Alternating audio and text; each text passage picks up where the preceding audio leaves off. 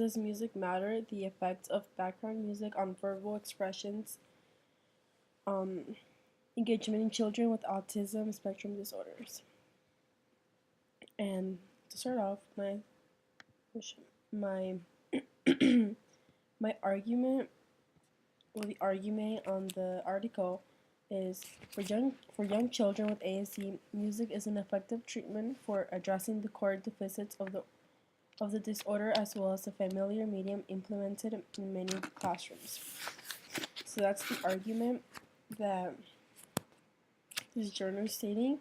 And then the method is right here, the one that's highlighted in green. It says, the study investigated the following research questions. Does the presentation of background music during structured play increase the number of utterances and increases engagement in young children with autism spectrum disorder? And B, does the type of music affect these results? Result of the 28-week alternating treatments design study consistently found that background music had no effect on either spontaneous verbal expression or engagement in the 5 young participants with autism. So that's the method, which is like the findings that they did from their study. And it's stating that this study was performed in classrooms and not in a clinic or a hospital and places like that. So now, moving down to the bottom, we can find the evidence of the study, and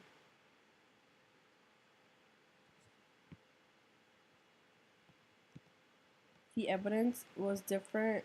They showed different charts to describing what they found out from their study.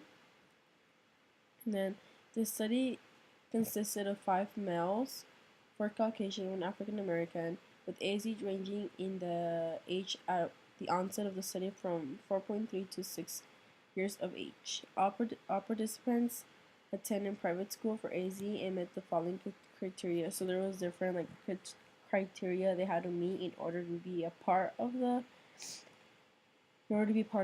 study. And of course, one of the main criteria was that they had ASD. And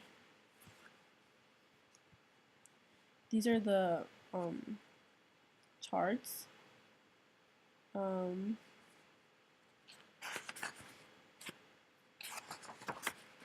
then this is more of the evidence. Is the effect of background music were measured by comparing each participant's expressive language and engagement during structured play in a non-treatment, non-music condition. So what they did was that they separated a classroom, and they sent half of the classroom into a room where there was music and half of the other ones where there was no music, and to see which one to see what students were the ones that were able to kind of pay more and more attention in class. And this is more of the evidence. Is data were collected for 2 measures: frequency of spontaneous verbalization to appear to an adult, and social responsiveness or engagement excuse me, responsiveness or engagement as measured by frequency of disengagement. So this is one of the 2 things that they were trying to look out for during the study, is to see if there was any verbalization between the child and the adult, and B, social responsiveness or engagement by measure frequency. So basically, they pay attention in class, or if they responded to their peers, and their, of course, teacher. And then this journal had a lot of evidence. As you can tell, this is more of the evidence right here. And it's more evidence, more evidence, more evidence.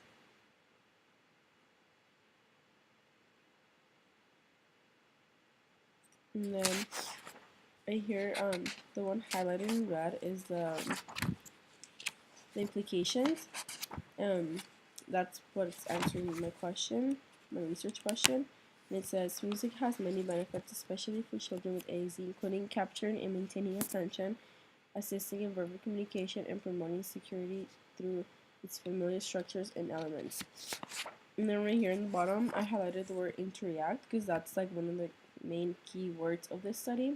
As to they were hoping to see interaction between a student with its peers and its teacher, and that's exactly what they got. Of course, not with all of them, just because everyone's different, but for most of the part, the study was very successful, and they were able to tell that music does play a big role in the classroom, and it does help children with AZ kind of interact and focus more. And to wrap this up, the way I intend to use this article in my in my essay would be is that it shows that music therapy is also used in classrooms in order to help children be more engaged in classroom activities, because when people think about music therapy and they look at the word therapy, they think about like, okay, it happens in a clinic, it happens in a hospital, and a lot of the times children are not, when they are attending a clinic, they're not very happy. So this study shows that implementing music therapy in classrooms is it's very successful, and it does help children a lot interact and pay more attention. So that's the way I intend to use this article, just to show that music therapy can be used basically anywhere, even at home. So yeah, that was my second article.